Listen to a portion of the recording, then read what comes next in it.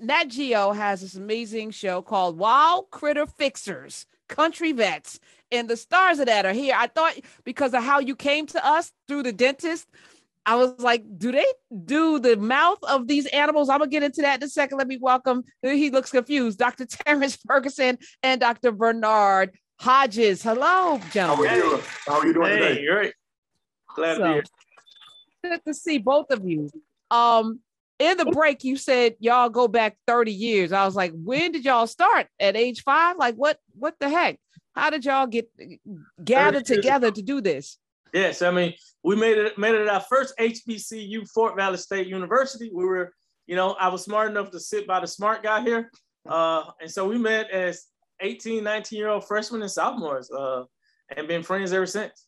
Wow. Which school? Fort Valley State University here in Georgia. Georgia, you know what?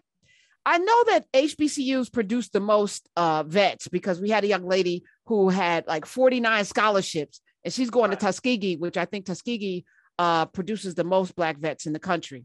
We do. That was our second school. So we did get our veterinary degree from Tuskegee. So we are Tuskegee. Look at that. Tuskegee. Okay. Why? So when you're sitting next and that's Dr. Vernard Hodges, for those of you who can't see him, when you're sitting next to, at the time, Terrence Ferguson, was it in a science class? And did you guys make a pact that you were going to go all the way through vet school together? Yeah, so we was actually, it's Dr. Ferguson. Yeah. So we was actually in a biology class. So my major was veterinary science, veterinary technology, and he was a biology major. But I took several classes in the biology department, and that's where he and I met. And it's always funny because when people ask, where did you meet? I'm like, we met under a bridge, but not like that. We were in a class with limnology, and we had to go out and do water samples, and that's when we started our friendship.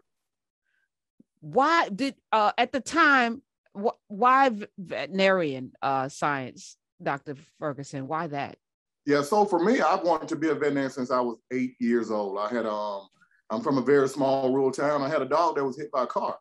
And, what do you do when you're small? You go in, you get a little paper towel, you get a little alcohol, a little peroxide, and I doctored this dog back to health, and it lit a fire in me to want to become a veterinarian. And I thought I had done something that was very miraculous. But, now looking back on it, being a veterinarian, it probably just had a scratch on it.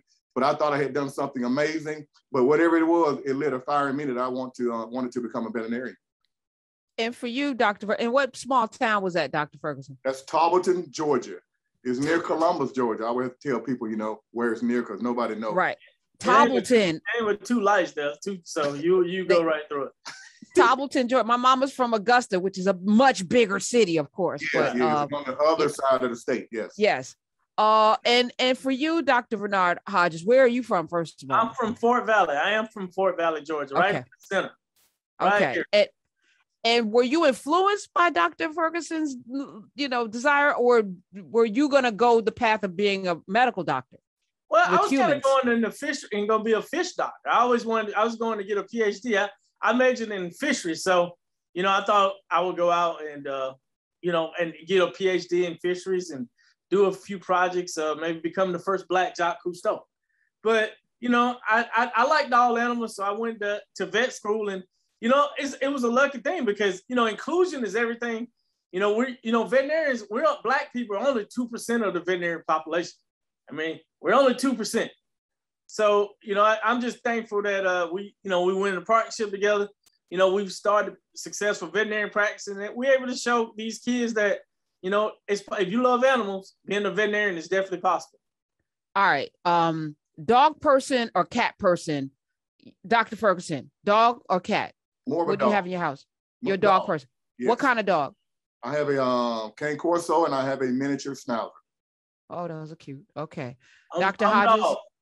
Dog. Okay. All right. We all can hang out. I like it. Yes. What is your craziest animal that you've ever worked on, Dr. Hodges? I would probably say a spider. Yes. People bring in we treat it all. We treat everything from We're talking tarantula? Yes, it's tarantula. But this was actually a brown spider, but it was about the size of a tarantula. And when you hold it in your hand, it gives you just a nice little jolt. So you have to be careful with holding it. But wait. Part time. So somebody has that as a pet? Yes, ma'am. We see it all. Everything. Sugar gliders.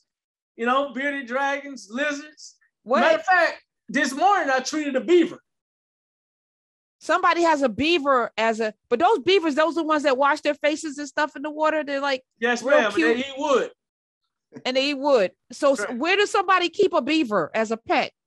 I guess they just keep it around their house. I'm assuming. And they brought it in. What was wrong with the beaver? The beaver has some kidney issues, so we had to grab some blood from it and check his kidneys. Okay, Dr. Ferguson, you know, y'all are the stars of Wild Critters, Wild Critter Fixers. Yes. The wildest critter that you've encountered, Dr. Ferguson. So I think the wildest are the most unique for where we are. We're in the state of Georgia. And we answered the phone one day and we received a call from a client that asked could we come out and see their camel. And so we look at each other like we're in Georgia, you know. So I don't know how many camels in Georgia, but I know there's at least one camel in Georgia because he and I had to go out and take care of it. So when you watch things like the Tiger King, I always wonder about this. Like, you know, people keeping tigers. I just watched Snowfall. There was a man in South Central LA with a tiger. Are folk, you know, are the exotic pets on the rise? For sure. I mean, it seems like everybody trying to outdo the next person. I mean, we've had some guys in, and even I think it was on the show last year, he had a 30-foot snake, or 30 feet. And he actually keeps these snakes in the cage under his bed. Like he does know that the snakes can break the cage at 30 feet, right? That's why and eat him, right? Because 30 feet. A snake that size could definitely eat him. But go ahead, I'm sorry. Everybody wants you know, an exotic animal. Everybody wants to kind of outdo another person. So, you know, I mean, tegus, you know, ducks. What the hell is a tegu? What is a tegu? You ever seen a monitor lizard, like a big black and white lizard that can bite your finger off? We treat those as well.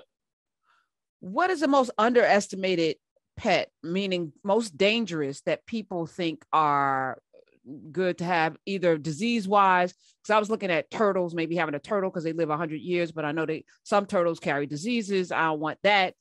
Right. What's the most underestimated animal? Most of these animals, a lot of them can carry different diseases. So the ones that we can get, we call them zoonotic diseases. And the good thing about it, there are not very many animals that they have or pets that have zoonotic diseases. Of course, we all know about rabies, which is, and then most of the animals can get that. But a lot of animals, they can get different diseases that are more specific for them, or it's not something that's spread from humans to the animals. Now, there is one thing, like I always tell people, like influenza or the flu.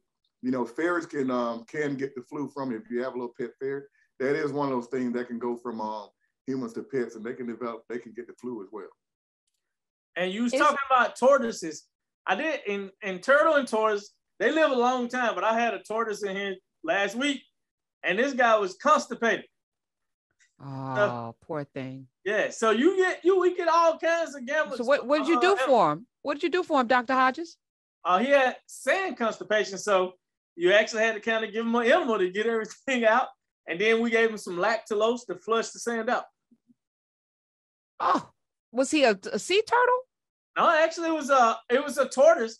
You know, it was pretty big. Maybe he's about 30 pounds. But what happened is he was in the backyard and he would eat. So when he pull up the grass, their yard was really sandy.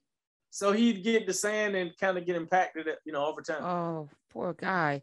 Season 3 on Disney Plus, where people can watch Nat Geo's Wild Critter Fixers, Country Vets. That's Dr. Ferguson and Dr. Hodges. What's going to be the craziest thing we see this season? We're definitely going to see some different things. One thing that you'll see this season is we had I know we had a goose that came in that had a broken leg, and most of the time, if a fowl come in, whether it's a duck or a goose or a chicken, and it has a broken leg, that's pretty much detrimental. But Dr. Hodges and I got this goose, and we actually put an intramedullary pin in, like we do if we went to the doctor and had a fractured leg. So we put a pin in this goose, and we saved this goose life, and that was something that was pretty special to us because we hadn't done that before. We do it all the time on dogs and cats and other animals, but never like a waterfowl. But it worked out for us, and it's doing fantastic. I think, and also, I always mention fish. you're going to get to see me take a fish out of the water and perform surgery on it. And the fish out of the water? Out of the water. So fish have gills. You know, we have lungs, so we have to breathe. Fish have gills. So what I did was just, we had water going through the mouth and coming through the gills. So we was able to keep it breathing while it was out of the water. Wow. And we did surgery. That's fascinating. I'm thinking about getting an aquarium because my father had a 300-gallon tank. So I'm like, growing up, fish were in our lives. He had African cichlids. That was his thing. And he would breed them. I'm thinking about, are those the best? Those are great fish. I think you're right. You're going down the right path. Amazing fish.